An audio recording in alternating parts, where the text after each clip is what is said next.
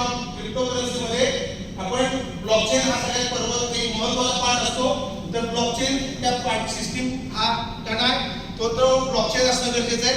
दुसरी गोष्ट याच्यामध्ये जे सप्लाय जो असतो सप्लाय हा सप्लाय लिमिटेड सप्लाय असणं फार गरजेची गोष्ट असते. आता बिटकॉइनचा सप्लाय किती आहे?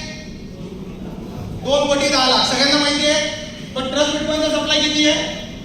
2 कोटी 10 लाख. जेवढा बिटकॉइनचा सप्लाय आहे तेवढाच सप्लाय ट्रस्ट बिटकॉइनचा सुद्धा आहे. आणि जो प्रोटोकॉल बिटकॉइनने इतक्या वर्षात मेंटेन केलेला आहे त्याच प्रोटोकॉलनुसार ट्रस्ट बिटकॉइनचं काम चाललेलं आहे. बरोबर.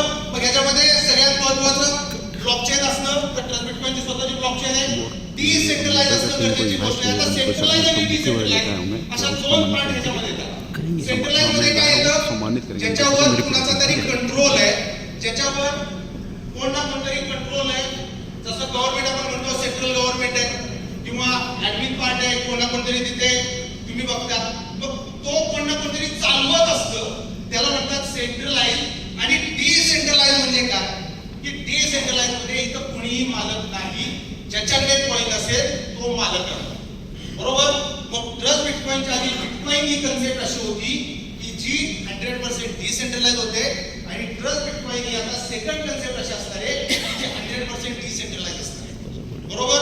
त्यामुळे सगळ्यात पहिल्यांदा ब्लॉकचेन, सेकंड डिसेंट्रलाइज, तिसरा लिमिटेड सप्लाय आणि चौथा जो सगळ्यात महत्त्वाचा आहे की ऑडिट रिपोर्ट असणं फार गरजेचे आहे. तर आपले सगळ्यांना माहिती आहे सगळ्या ग्रुपवर आपण ऑडिटच्या ज्या काही